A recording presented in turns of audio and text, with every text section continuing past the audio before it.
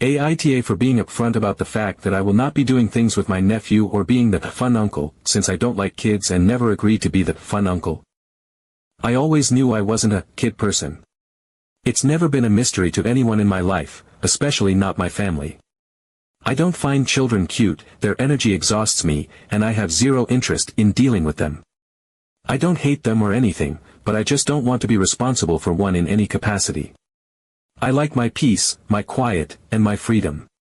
So when my sister Lauren got pregnant, I already knew what my approach was going to be: polite, distant, supportive in the bare minimum way, but never stepping into anything that even remotely resembled a parental role.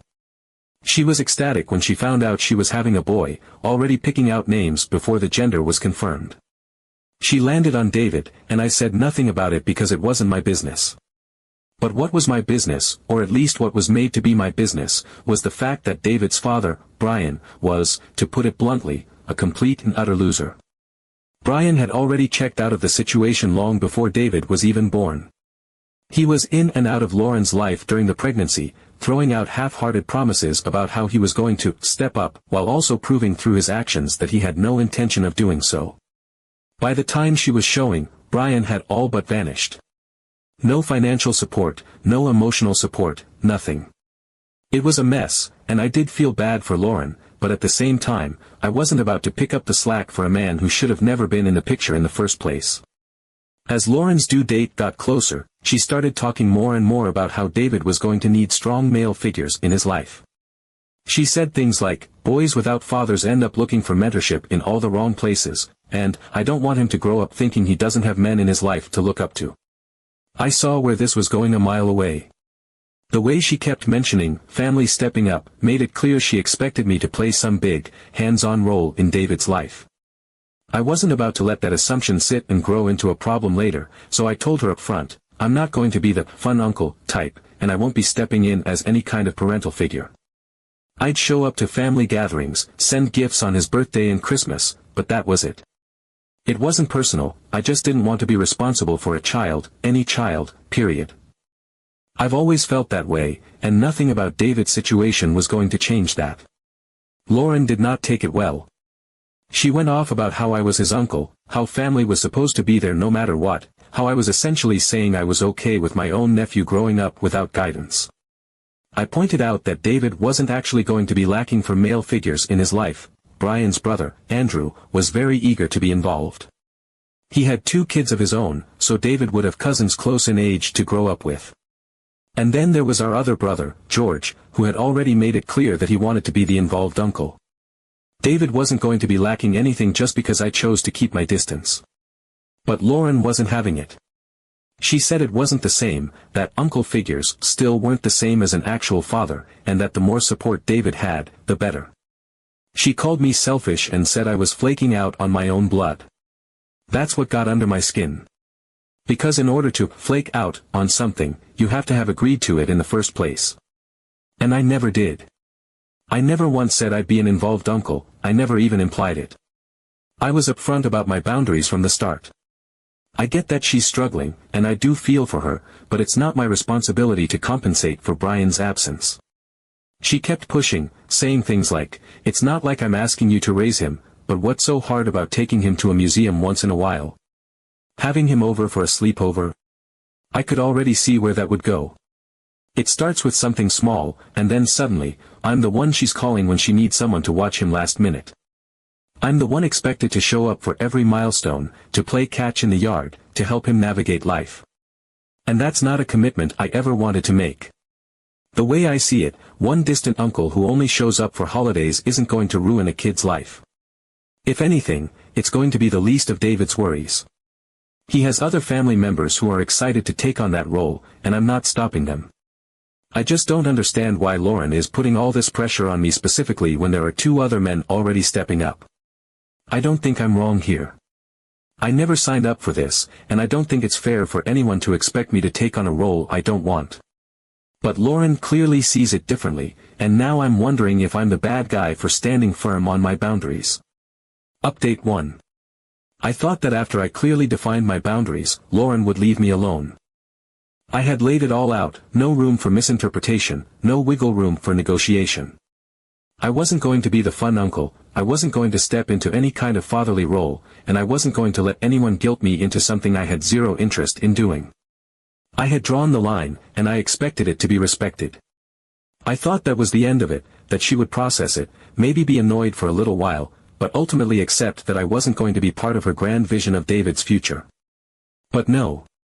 Lauren decided that I simply hadn't been pushed hard enough. At first, she tried the emotional angle, the kind of argument designed to make me feel like a cold, unfeeling bastard. She told me I wasn't even giving him a chance, that he wasn't even born yet, and I had already decided that I didn't want to be a part of his life. She said it like it was some kind of crime, like I had already condemned this child to a life of misery just by choosing to remain distant. Her voice wavered slightly, not quite at the edge of tears, but definitely performing the kind of emotional hurt that was meant to make me feel like I was personally betraying her. I just shrugged. Lack of enthusiasm didn't mean hate, and I told her exactly that. Just because I didn't want to be involved didn't mean I had some sort of deep resentment for David. I didn't dislike him, I just wasn't interested. It was that simple. Lauren didn't see it that way. She stared at me, her expression a mixture of disbelief and growing frustration, like I had just casually admitted to kicking puppies for fun. Her mouth opened slightly like she was searching for words, then closed again, like she was trying to process the sheer audacity of my indifference. As if the concept of someone not immediately falling in love with the idea of being an uncle was so far beyond her understanding that she couldn't even find a proper response. She shook her head, muttered something under her breath, and stormed off, as if that would somehow change my mind. Then my parents came into play, because of course they did. There was no way Lauren was going to let this go without rallying reinforcements, and who better than the people who had spent their entire lives drilling "family first" into our heads. My mother was the first to step in, armed with the same speech she had probably given a dozen times before in various forms. She started in with the old song and dance about how family is the greatest treasure, how these bonds were sacred, and how one day I would regret not being closer to David. She warned me that if I didn't step up now, I would ruin my relationship with Lauren forever, that she would never look at me the same way again, that I would create a distance between us that I could never undo. Then came the part about how being an uncle was a gift, an opportunity, as if I was being offered some incredible, once-in-a-lifetime experience that I was stupid to pass up. She spoke about how special it was to watch a child grow, to be someone they looked up to shape their world in some meaningful way. I nodded along, but not because I agreed. I had heard all of this before in different variations, all boiling down to the same core argument: family is everything, and you're supposed to step up no matter what. It was the same guilt-laden nonsense people always used when they wanted to pressure someone into falling in line. I could have engaged with her, could have pointed out that I didn't find any of this compelling, that none of it changed the fact that I had no interest in being responsible for a child in any capacity. But I didn't bother. I just let her talk, let her say everything she needed to say, because I knew there was nothing I could say in return that would make her see my side of things. To her, family obligations weren't up for debate. You did what was expected of you, full stop. My father, on the other hand, took a different approach. He didn't argue, didn't try to guilt-trip me, didn't get emotional. He just made a simple statement, one that was somehow even more frustrating than my mother's speech. When he's born, you'll change your mind anyway. He said it so matter-of-factly, like it wasn't even a question, like it was a universal truth that I had yet to understand. It was the kind of thing people say when they believe, without a doubt, that their experience outweighs your own perspective. That made me laugh, genuinely, because it was such an absurd thing to say. As if parenthood was some kind of virus that infected everyone who came into contact with a baby. As if the moment David entered the world, something inside me would click, and I would suddenly be filled with an overwhelming urge to be involved. Like I'd wake up in the middle of the night craving the sound of baby giggles, desperate to spend my weekends at playgrounds and museums. As if my entire personality would just shift on its own, purely because a baby existed in my family. I knew myself better than that. I wasn't going to change my mind, not when David was born, not when he took his first steps, not when he started school. Nothing about my feelings would suddenly morph just because other people thought they should. I told them I wouldn't. I told them I'd stand by my position no matter how much pressure they put on me. It felt like they weren't convinced.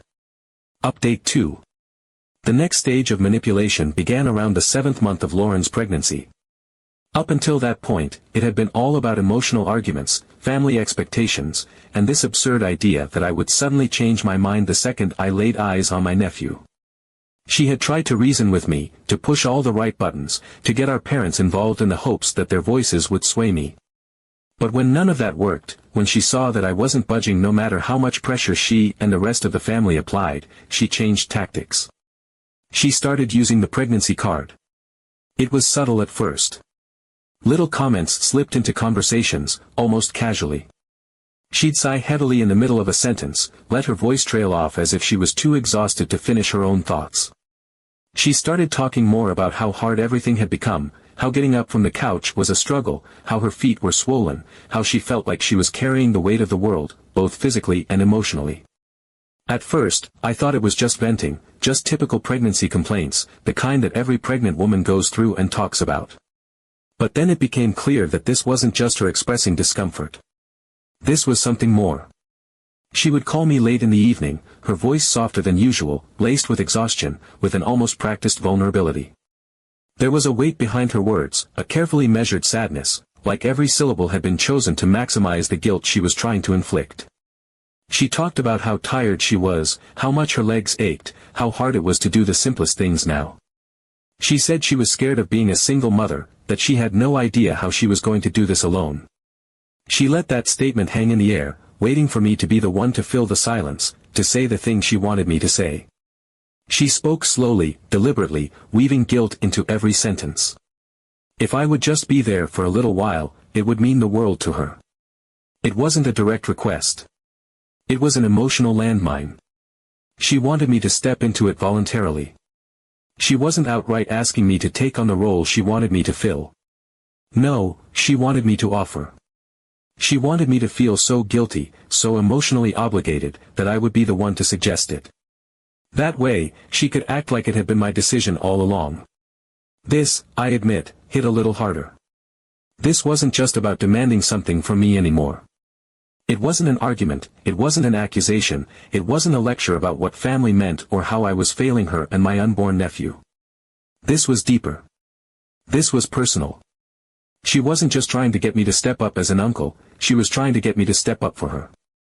She was framing it in a way that made me feel like the only one who could help, the only one who could make this easier, the only one who could give her some peace of mind. I sat with that feeling for a while. It gnawed at me in a way the previous conversations hadn't.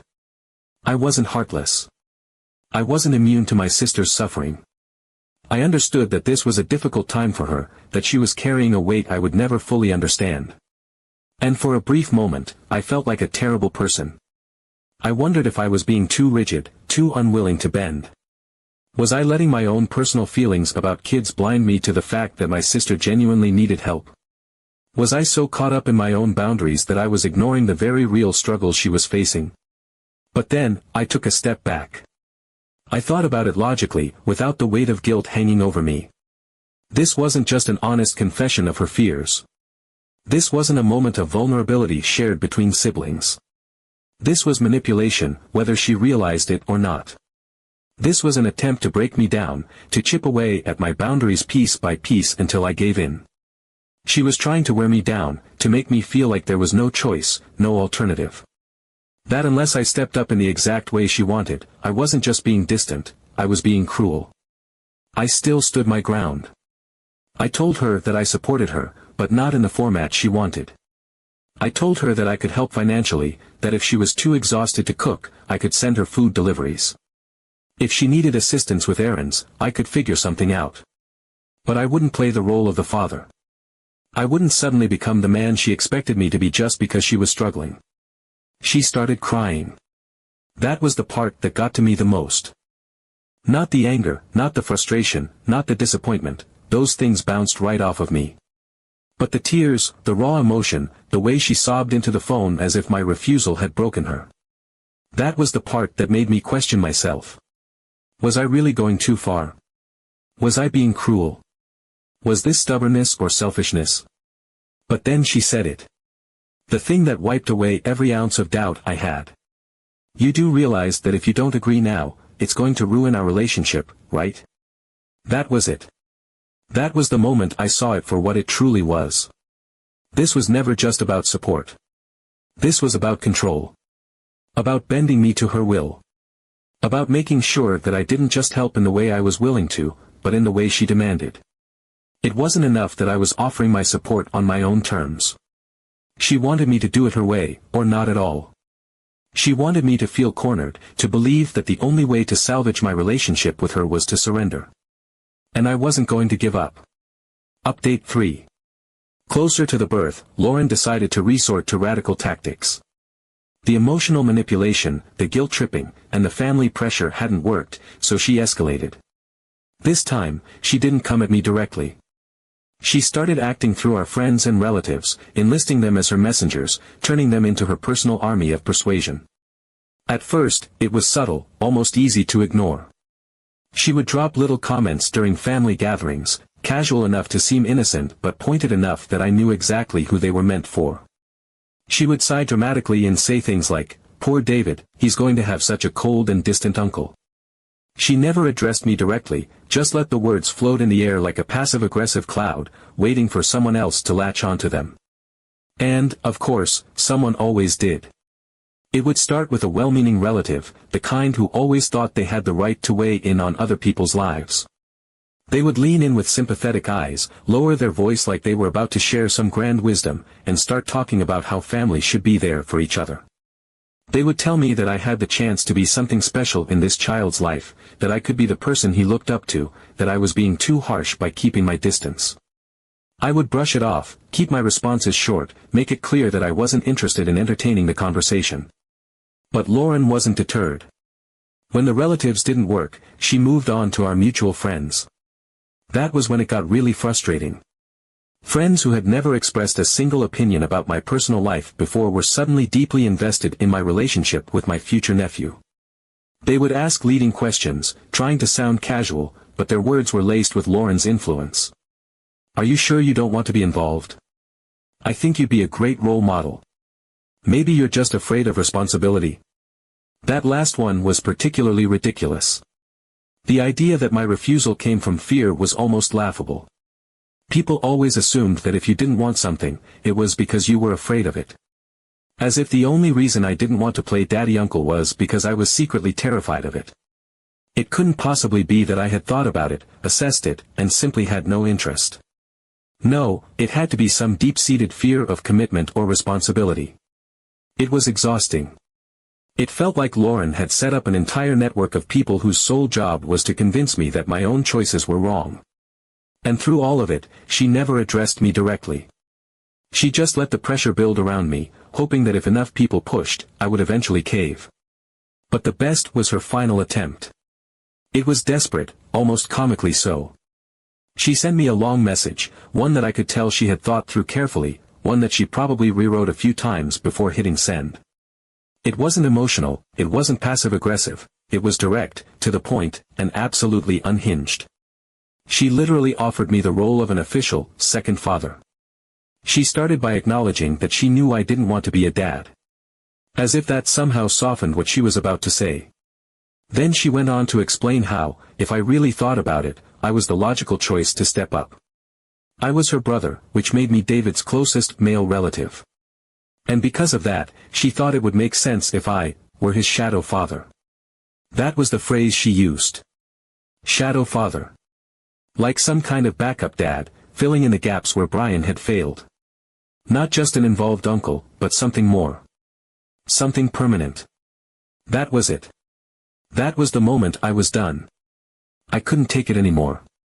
I had been patient, I had been understanding, I had tried to set my boundaries in a way that wouldn't hurt her, but this was beyond anything I could accept. I wrote back immediately, short and to the point. If she tried to make me do this again, I would just stop talking to her.